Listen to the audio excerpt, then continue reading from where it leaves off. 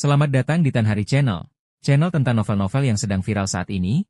Mohon bisa di-like dan subscribe ya. Terima kasih. Istana Sura, wanita berjubah putih itu duduk bersila di dalam ruangan. Di depannya ada tungku yang terus-menerus mengeluarkan kabut putih, membuat ruangan itu penuh asap. Pada saat ini, pintu didorong terbuka dan tetua ketiga berjalan masuk perlahan. Tetua ketiga, apakah Anda memberi pelajaran kepada tetua Tong dari paviliun Tianyuan itu? Wanita berjubah putih itu bertanya. Nona, saya memang memberinya pelajaran, tapi apa? Wanita berjubah putih itu bertanya. Tapi tetua Tong itu meninggal, dibunuh oleh Chen Ping. Tetua ketiga berhenti setelah berbicara, dan melanjutkan, hantu Master Paviliun Tianyuan dipanggil, tetapi Chen Ping menghancurkan hantu Master Paviliun Tianyuan dan membunuh tetua Tong dan Tianqi. Oh, wanita berjubah putih itu sedikit terkejut. Saya tidak menyangka bahwa Chen Ping begitu kuat sehingga dia bahkan tidak menganggap serius Master Paviliun Tianyuan. Percikan, begitu suara itu jatuh, pintu tiba-tiba terbuka dengan kekuatan yang dahsyat, dan serpihan kayu beterbangan seperti kepingan salju yang beterbangan. Sepertinya aku masih meremehkannya. Sepertinya aku benar tidak membiarkan orang-orang Istana Sura membalas dendam. Kali ini, kita akan duduk di gunung dan menyaksikan pertarungan harimau dan melihat bagaimana Paviliun Tianyuan akan menangani masalah ini. Ya, mari kita lihat apakah Paviliun Tianyuan memiliki kemampuan untuk menghadapi Chen Ping. Tetua ketiga juga mengangguk. Sosok berbaju besi hitam melangkah masuk di tanah yang berantakan. Sepatu bot besi hitam menghantam tanah dengan keras, membuat suara tumpul, dan benar-benar meninggalkan beberapa jejak kaki yang dalam di lantai keramik yang keras. Orang ini adalah Sangqi, putra tertua Istana Sura. Pada saat ini, wajahnya yang tampan tertutup oleh embun beku. Sepasang mata semerah darah, seolah-olah mengandung kemarahan yang tak ada habisnya, dan pisau Sura yang tergantung di pinggang sedikit bergetar, seolah-olah juga merasakan kemarahan pemiliknya. Sang Lan, Sangqi berteriak dengan marah. Suaranya seperti guntur, mengguncang tungku di ruangan itu dan membuat kabut putih melonjak hebat. Saudaraku Sang Kun meninggal dengan tragis, tetapi kamu hanya duduk di sini dan tidak melakukan apa-apa. Dia tiba-tiba mengeluarkan pisau Sura, dan bilahnya memotong udara, membawa cahaya dingin, menunjuk langsung ke Sang Lan. Wanita berjubah putih itu perlahan membuka matanya, dan sedikit rasa dingin melintas di matanya. Dia berdiri dengan anggun. Aura di sekelilingnya tiba-tiba melonjak, jubah putih itu bergerak tanpa angin, dan tekanan tak terlihat menyebar seperti air pasang. Saudaraku, bukannya aku tidak peduli, tetapi orang yang membunuh Sang Kun, Chen Ping, memiliki kekuatan yang tak terduga, dan ada kekuatan misterius di belakangnya untuk mendukungnya. Sang Kun mengambil inisiatif untuk memprovokasi terlebih dahulu, dan digunakan sebagai senjata. Jika aku gegabah membalas dendam, itu hanya akan menempatkan Istana Sura ke dalam situasi yang tidak dapat diperbaiki. Suara Sang Lan sedingin es, setiap kata jelas, tetapi penuh dengan keagungan yang tak terbantahkan. Omong kosong, Sangqi meraung, urat-urat di dahinya menonjol, kapan Istana Suraku menjadi begitu pengecut? Aku tidak peduli kekuatan apa yang ada di belakangnya. Jika dia berani membunuh seseorang dari Istana Sura, aku akan mencabik-cabiknya. Setelah mengatakan itu, dia berbalik dan hendak pergi, siap memanggil para penguasa Istana Sura untuk membalas dendam. Berhenti, sosok Sang Lan melintas, dan dia langsung muncul di pintu, menghalangi jalan Sangqi. Aura di sekitar Sang Lan menjadi semakin ganas, dan ada kilatan petir samar di udara. Ayah sedang mengasingkan diri, dan sekarang Istana Sura berada di bawah tanggung jawabku. Tidak seorang pun diizinkan bertindak gegabah tanpa perintahku. Sangqi tertawa marah, dan tawanya penuh dengan ejekan dan penghinaan. Hanya kamu. Seorang wanita juga ingin bertanggung jawab atas Istana Sura. Tidak ada yang bisa menghentikanku hari ini. Dia mengayunkan pedangnya ke arah Sang Lan dengan ganas, dengan pedang yang ganas, dengan suara angin yang pecah, seolah-olah akan membelah semua yang ada di depannya menjadi dua. Tatapan mata Sang Lan tajam. Tangannya membentuk segel, dan perisai hitam langsung terbentuk di depannya. Pedang Sura menebas perisai itu dengan keras, menyebabkan cahaya yang menyilaukan dan suara gemuruh yang besar. Gelombang udara yang kuat menjungkir balikkan semua meja dan kursi di ruangan itu, dan tungku juga terguncang dan terbang mundur, dan kabut putih memenuhi seluruh ruangan. Kakak, jika kau bersikeras melakukan ini, jangan salahkan aku karena bersikap kasar. Sang Lan berteriak lembut, tangannya menari terus-menerus, dan rune hitam terbang keluar dari ujung jarinya, membentuk formasi besar di udara. Formasi itu bersinar terang, dan kekuatan hisap yang mengerikan keluar dari formasi itu, menjebak Sang Qi dengan erat. Sang Qi berjuang keras, mengayunkan pedang Sura dengan liar, mencoba menerobos belenggu formasi itu. Sang Lan, beraninya kau. Ketika ayah keluar dari pengasingan, aku akan membuatmu terlihat baik. Raungannya penuh dengan keengganan dan kemarahan. Pada saat ini, bayangan hitam tiba-tiba menyapu dari jendela dan mendarat di antara keduanya. Berhenti. Bayangan hitam itu berteriak keras, suaranya rendah dan agung. Sang Qi dan Sang Lan melihat dengan saksama dan menemukan bahwa itu adalah tetua agung dari Istana Sura. Tetua itu menatap kedua orang itu dengan tatapan tajam dan berkata dengan suara yang dalam, dengan musuh yang kuat di depan mata, kalian masih saja bertarung satu sama lain. Jika ini sampai keluar, kekuatan lain akan menertawakan kalian. Status tetua di Istana Sura tidak lebih buruk dari Master Istana. Kalian harus tahu bahwa tetua itu adalah veteran Istana Sura. Sang Qi mendengus dingin dan berhenti meronta, tetapi matanya masih penuh dengan kebencian. Tetua Agung, saudaraku meninggal secara tidak dapat dijelaskan, aku tidak bisa begitu saja melupakannya. Tetua Agung menghela napas dan berkata dengan sungguh-sungguh, Tuan Muda, aku mengerti perasaanmu, tetapi situasinya sekarang rumit.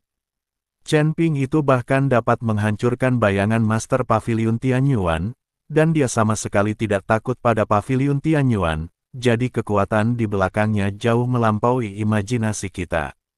Jika kau gegabah membalas dendam, bukan saja kau tidak akan bisa membalas dendam, tetapi juga akan membuat Istana Sura dalam krisis.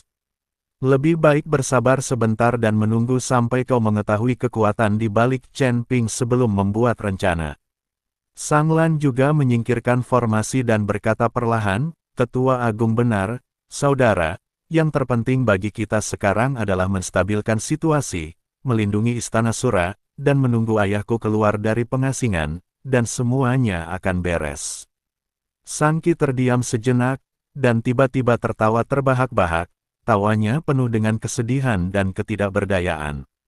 Oke, kalian semua takut, tetapi aku tidak. Bahkan jika aku mati, aku akan membalaskan dendam saudaraku. Dia berjuang keras, menerobos kekuatan formasi yang tersisa, dan bergegas keluar dari ruangan seperti anak panah, hanya menyisakan bayangan hitam. Sang Lan menatap punggung Sang Qi yang menjauh, dan sedikit kekhawatiran melintas di matanya. Dia tahu bahwa krisis yang lebih besar akan menimpa Istana Sura. Pada saat ini, di Pavilion Tianyuan, akibat dari bayangan Master Pavilion belum mereda. Master Pavilion sedang duduk di kursi utama, melihat ke bawah dengan mata dingin. Chen Ping, Istana Sura, kita akan perlahan-lahan menyelesaikan masalah ini. Di kota Liuli di surga kedua, bahkan udara dipenuhi dengan cahaya yang mengalir. Mo Qingyun memegang tangan Chen Ping, dan roknya menyapu jalan berbatu biru, memunculkan cahaya bintang kecil. Dia menunjuk lentera yang tergantung di udara di jalan, matanya lebih terang dari lingkaran cahaya. Lihat, ini adalah cahaya jejak, yang unik di surga kedua, yang dapat memantulkan pemandangan jalan 100 tahun yang lalu. Ini adalah pertama kalinya kamu di surga kedua, aku akan mengajakmu bersenang-senang. Chen Ping menunduk menatap cahaya yang menari-nari di rambutnya, dan ujung jarinya tanpa sadar membelai kehangatan telapak tangannya. Dia memang belum pernah menginjakkan kaki di dunia ini. Tahun-tahun terakhirnya dihabiskan untuk membunuh dan berlatih. Bagaimana dia bisa melihat pemandangan yang begitu indah dan lembut? Aroma bunga osmanthus tercium dari kedai teh di sudut jalan. Sang pendongeng menceritakan legenda tentang penguasa paviliun Tianyuan yang menaklukkan iblis 100 tahun yang lalu. Suaranya naik turun, tetapi jauh lebih tidak menawan daripada senyum wanita di sampingnya. Danau bunga cermin ada di depan. Mo Qingyun membawanya ke sudut jalan. Danau itu seperti cermin kaca besar, memantulkan paviliun yang mengambang di udara. Kudengar membuat permohonan di tepi danau sangat efektif. Dia berjongkok dan menyentuh air dengan ujung jarinya dengan lembut. Ketika riak menyebar, sisik emas kecil muncul di dasar danau. Mereka adalah ikan koi seukuran telapak tangan, dan sisiknya akan berubah menjadi warna pelangi karena cahaya dan bayangan. Chen Ping menemaninya memberi makan ikan. Melihatnya tersenyum seperti anak kecil, sudut hatinya yang telah membeku selama bertahun-tahun juga mencair dengan tenang. Dia tidak pernah menyangka bahwa selain kilatan pedang dan bayangan pedang, ada pemandangan seperti itu di dunia yang dapat memperlambat waktu. Sampai roh dingin dan jahat tiba-tiba merobek udara, dan cahaya di tepi danau redup. Chen Ping, raungan marah itu seperti guntur, baju besi hitam Sang Qi berlumuran darah, dan cahaya dingin pada pisau sura menusuk punggung Chen Ping. Dia jelas telah melacak untuk waktu yang lama, dan auranya sekeras gunung berapi yang akan meletus. Mata merahnya tertuju pada Chen Ping, seolah-olah dia ingin memakannya hidup-hidup, kembalikan nyawa saudaraku. Siapa kamu? Chen Ping menatap Sang Qi dan bertanya. Istana Sura, Sang Qi, Sang Kun yang kamu bunuh adalah saudaraku. Setelah Sang Qi selesai berbicara, dia mengayunkan pisau sura di tangannya. Wajah Mo Qingyun tiba-tiba berubah, dan tanpa sadar dia mendorong Chen Ping ke belakang, tetapi dia tersapu oleh angin pisau itu, dan lengan bajunya langsung robek. Mata Chen Ping menjadi dingin, dan lengannya menghalangi di depan Mo Qingyun. Dengan tangan lainnya memegang pedang pembunuh naga, dia menebas ujung pisau sura. Dang! Suara logam yang beradu mengguncang permukaan danau, dan koi itu menyelam ke dasar danau seperti ketakutan. Sang Qi terkejut dan mundur 3 langkah, buku-buku jarinya retak dan berdarah, tetapi matanya menjadi lebih gila, kamu memiliki beberapa keterampilan. Tetapi kamu harus mati hari ini. Pisaunya berubah menjadi langit yang penuh dengan bayangan pisau. Setiap pisau membawa gerakan pembunuhan rahasia Istana Sura, dan setiap gerakan berakibat fatal. Langkah kaki Chen Ping bergerak sedikit, dan sosoknya bergerak melalui bayangan pisau seperti hantu. Dia tidak menggunakan kekuatan penuhnya, pertama karena dia khawatir dengan kehadiran Mo Qingyun, dan kedua karena dia ingin melihat seberapa kuat tuan muda Istana Sura ini. Namun, serangan Sang Qi menjadi semakin putus asa, dan dia sama sekali tidak peduli dengan kekurangannya sendiri. Jelas bahwa dia ingin mati bersama. Kalian tidak tahu apakah harus hidup atau mati. Chen Ping mendengus dingin dan tidak menahan diri. Cahaya keemasan pedang pembunuh naga melonjak, berubah menjadi naga emas, menebas ke arah pisau sura. Dengan embusan pedang energi itu dengan mudah memotong bilah pisau sura, dan menebas bahu Sang Qi dengan kekuatan yang tersisa, baju besi hitam itu hancur, dan darah menyembur keluar. Sang Qi menjerit, berlutut dengan satu lutut, dan menatap luka di bahunya dengan tak percaya. Dia telah berlatih keras selama bertahun-tahun dan mengira dia yang terbaik di antara teman-temannya, tetapi dia begitu mudah terluka oleh Chen Ping. Kakak, seruan Sang Lan terdengar dari kejauhan. Dia bergegas bersama para tetua dan yang lainnya, tetapi melihat Sang Qi sudah terluka parah. Pupil mata tetua itu tiba-tiba mengecil, dan momentum di sekelilingnya meledak seketika. Tekanan tak terlihat menyelimuti seluruh pemandangan, dan udara di kota Liuli tampak membeku. Dia menatap Chen Ping, suaranya sedingin es, Chen Ping, aku menghormatimu sebagai orang baik, tetapi jika kamu menyakiti putra tertua hari ini, bahkan jika semua anggota Istana Sura keluar, kau akan mati tanpa tempat pemakaman. Hati Mo Qingyun menegang, dan tanpa sadar ia memegang tangan Chen Ping. Kekuatan tetua agung Istana Sura tidak terduga. Jika mereka benar-benar bertarung, mereka mungkin tidak dapat mundur tanpa cedera. Namun, Chen Ping hanya tersenyum tipis, dengan sedikit sarkasme dan penghinaan dalam senyum itu. Ia menatap Sang Qi yang berlutut di tanah, dan perlahan mengangkat pedang emasnya, dengan ujung pedang menunjuk ke tenggorokannya.